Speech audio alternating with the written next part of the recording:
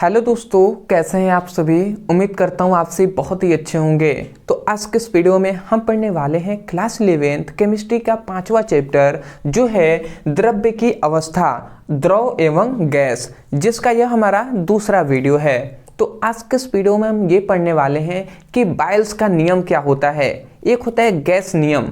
तो गैस नियम जो होता है वो 5 प्रकार का होता है। उसमें से पहला जो प्रकार है जो है बायल्स का नियम। तो बायल्स का नियम क्या होता है आज के इस वीडियो में हम समझेंगे। मैं आपको विश्वास दिलाता हूँ कि बहुत ही आसानी तरीके से समझ में आएगा।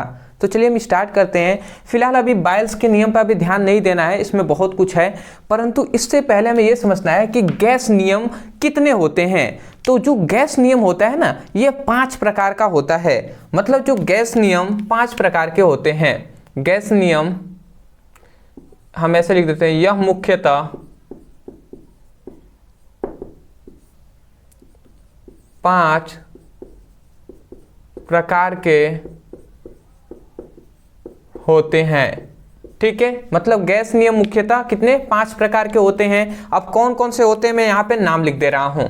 तो पहला होता है जो है बायल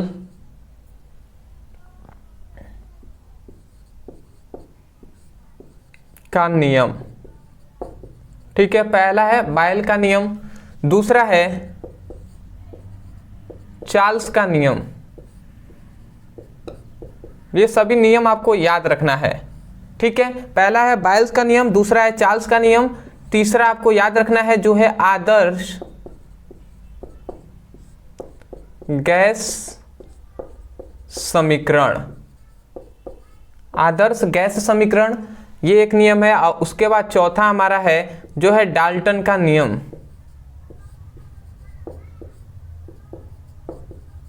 ठीक है जी। और जो हमारा अंतिम आता है जो है 5वां हमारा जो है ग्राहम का विसरण नियम।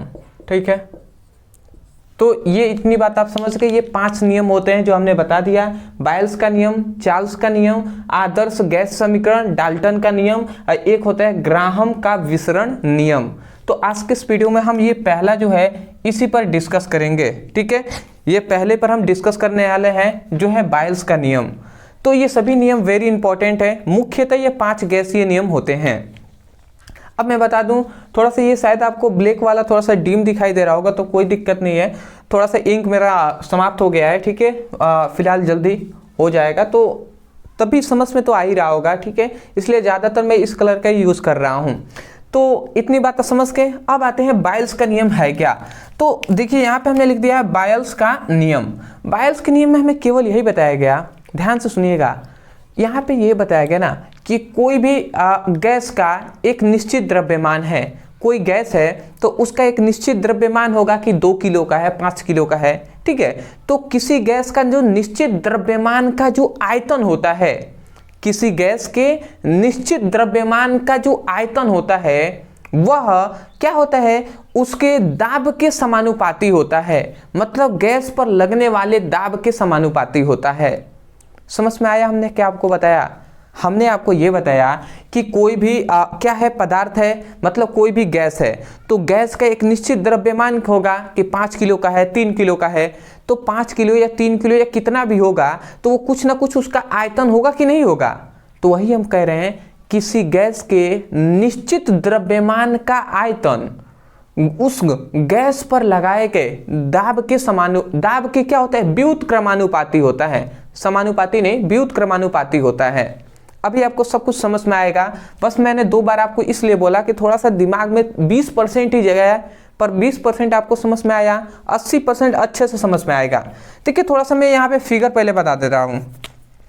देखिए यहाँ पे हमने क्या लिखा है, पहले यही समझ लेते हैं। हमने लिखा है स्थिर ताप पर या निश्चित ताप पर किसी गैस के निश्चित द्रव्यमान का आयतन। कोई गैस है तो उसका एक निश्चित द्रव्यमान का जो आयतन होता है वह उसके दाब के व्युत्क्रमानुपाती होता है। ठीक है, जिसे बायल्स का नियम कहते हैं। ये बात है बायल्स का नियम। अब इसको हम याद कर लेते हैं, इस नियम को कैसे, फिगर से। तो सपोज डेट ये एक बर्तन है, आपको मैं कहूं कि ये एक सपोज डेट एक बर्तन है, ठीक है जी, हमने ये बर्तन मान लिया। अब बर्तन में हमने क्या भरा हुआ है, गैस को भरा हुआ है इस प्रकार। ये क्या इसमें भरा हुआ है, गैस भरा हुआ है। सपोज दैट हमने मान लिया कि इसमें गैस भरा हुआ है, और ये क्या है, यहाँ पे हमने एक पिस्टन लगा दिया है। ठीक है, ये हमने क्या लगा दिया है, एक पिस्टन। पिस्टन का मतलब आप समझते हैं, जिससे मतलब ये गैस बाहर ना निकले। ऊपर से हमने कोई भी चीज होता है तो उसको ढकने के लिए एक बर्तन लगाते हैं ना, तो उसी प्रकार ढक दिया गया है इसको एक पिस्टन के द्वारा। ठीक है, और इसमें क्या है, गैस भरा हुआ है। तो अगर मैं कहूँ तो इस गैस का एक निश्चित द्रव्यमान होगा ना, कि आधा kg का है, 1 kg का है, कुछ भी है, तो एक निश्चित द्रव्यमान है। तो ये एक गैस है, तो गैस का एक निश्चित द्रव्यमान होगा। तो इस गैस का एक निश्चित द्रव्यमान होगा तो इसका कुछ ना कुछ आयतन होगा कि नहीं। ये कितनी लंबाई है, चौड़ाई है, ऊंचाई है, तो इसका जो किसी गैस के निश्चित द्रव्यमान का जो आयतन होता है, जो आयतन होता है वह गैस के दाब के समानुपाती होता है, कि गैस पर कितना दाब लगाया जा रहा है या गैस द्वारा कितना दाब लग रहा है। जैसे व्युत्क्रमानुपाती, मतलब जो आयतन होता है ना, आयतन मतलब जो भी होता है वो व्युत्क्रमानुपाती होता है इस गैस पर गैस द्वारा लगाए गए दाब के, मतलब गैस द्वारा लगाए गए दाब के व्युत्क्रमानुपाती होता है। 1/P। P क्या है, दाब है। ये बात अभी आपको समझ में नहीं आया होगा, बट आपको समझ में आ जाएगा। थोड़ा सा और भी वेट कर लीजिए आप, इसको थोड़ा सा डिटेल में समझा दें हम। देखिए, थोड़ा सा इसमें थोड़ा सा डीप में आपको समझना है कि हमने क्या बताया कि इसका आयतन जो निश्चित होता है, कोई भी गैस है तो गैस के द्रव्यमान, कोई भी गैस है तो उसका एक निश्चित द्रव्यमान होगा, तो उसका जो आयतन होता है ना, वो गैस पर लगाए गए दाब के व्युत्क्रमानुपाती होता है। इसका मतलब ये हुआ कि यदि गैस द्वारा जो लगाया गया दाब होगा, यदि दाब बढ़ेगा, ठीक है, गैस पर लगाया गया दाब बढ़ेगा तो उसका आयतन घटेगा, और जैसे आयतन बढ़ेगा वैसे दाब क्या हो जाएगा, घट जाएगा। व्युत्क्रमानुपाती का मतलब यही होता है। जैसे अगर मैं अच्छे से आपको समझा दूं तो इसमें यह बताया गया, अगर आप सोचें तो देखिए, ये एक मान लेते हैं इसका आयतन है यहाँ पर, ठीक है। अगर हम इस पिस्टन को दबाते हैं, अगर हम इस पिस्टन को दबाते हैं तो सपोज डेट ये वाला अब यहाँ पर आ जाएगा, ठीक है।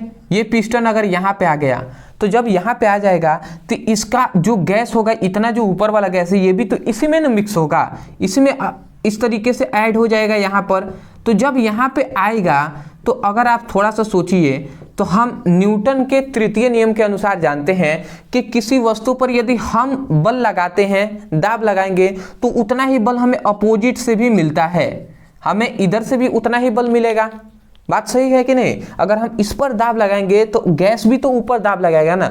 तो जब गैस जो दाब लगा रहा है, तो जो गैस अगर दाब लगा रहा है, तो सोचिए अगर यहाँ पर पिस्टन था तो गैस कम दाब लगा रहा होगा, अब इसको दबाया गया तो गैस भी और मजबूती के साथ ये भी दाब प्रेशर दे रहा होगा ऊपर। तो जो प्रेशर होता है, देख रहे हैं, प्रेशर का मान धीरे धीरे बढ़ रहा है। जैसे हम इसको दबा रहे हैं तो गैस भी तो क्या लगा रहा है, प्रेशर लगा रहा है, तो गैस का दाब जैसे जैसे बढ़ेगा, अब बताइए इसका आयतन घट रहा है कि नहीं।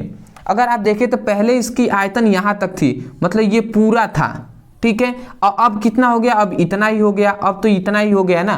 तो ये वाला तो कम होगा कि नहीं होगा। थोड़ा सा मैंने यहाँ पे ज़्यादा, ठीक है, अच्छे से मैंने फिगर नहीं बताया है, फिगर बनाना अनिवार्य नहीं है, समझना अनिवार्य है।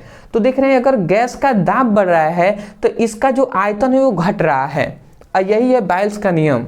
तो एक बार और सुन लीजिए, बायल्स के नियम में हमें यही बताया गया कि किसी गैस के निश्चित द्रव्यमान का आयतन उसके दाब के व्युत्क्रमानुपाती होता है, और यही बात हमने यहाँ पर लिखा हुआ है। परंतु याद रखेंगे कि मोलों की जो संख्या है वो निश्चित रहनी चाहिए और स्थिर ताप होना चाहिए। मतलब जो ताप है T है वो स्थिर होना चाहिए,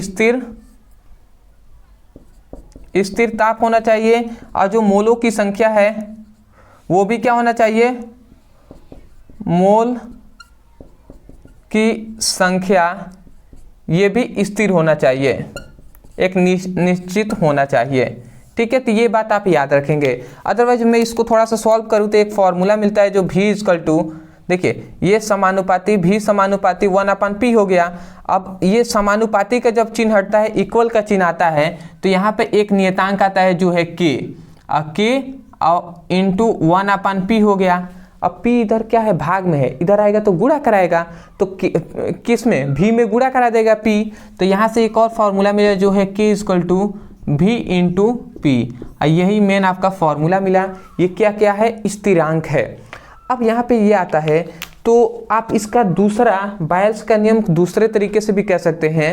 क्या कहेंगे, किसी, ध्यान से सुनिए, किसी गैस के निश्चित द्रव्यमान का आयतन तथा उस गैस पर लगाया गया दाब के गुणनफल को बायल्स का नियम कहते हैं। समझ में आया? या आप ऐसे कह सकते हैं, किसी गैस पर लगाया गया, किसी गैस के निश्चित द्रव्यमान का आयतन तथा उस गैस द्वारा लगाया गया दाब का गुणनफल एक स्थिरांक होता है जिसे हम बायल्स के नियम के नाम से जानते हैं। तो या तो आप ऐसे कह दीजिए, देखिए हम हमेशा आपको कहते हैं परिभाषा हो, नियम हो, तो ये सभी आपको समझना पड़ेगा। अगर आप समझ गए तो इसको बहुत तरीके से कह सकते हैं, कोई दिक्कत नहीं है, ठीक है। तो मैं आशा करता हूँ आपको समझ में आ गया होगा। यही है आपका बायल्स का नियम। सबसे पहले नियम लिखेंगे, नियम लिखने के बाद आप केवल इतना, ये फिगर बनाना अनिवार्य नहीं है, ये आप लिखिएगा, ये फॉर्मूला लिखकर ये अंत तक यहाँ तक लिख दीजिएगा, ठीक है। तो ये आपका पहला बायल्स का नियम समझ में आ गया। आएंगे तो हम आगे आप देखेंगे तो चार्ल्स का नियम भी समझेंगे। मैं आशा करता हूँ आपको समझ में आ गया होगा। मैं यही कहूँगा, समझ में आया है तो एक प्यारा सा लाइक कीजिएगा, चैनल पे नहीं होंगे तो चैनल को जरूर सब्सक्राइब कीजिएगा। और यदि आप भी चाहते हैं क्लास 11th का फिजिक्स और केमिस्ट्री का बेसिक टू हाई पढ़ाई करना, डिस्क्रिप्शन बॉक्स में लिंक है, वहाँ पे जाइए, क्लिक कीजिए और वहाँ से जाकर अपनी अच्छे से पढ़ाई कीजिए। तो मिलते एक नए टॉपिक के साथ, तब तक के लिए धन्यवाद।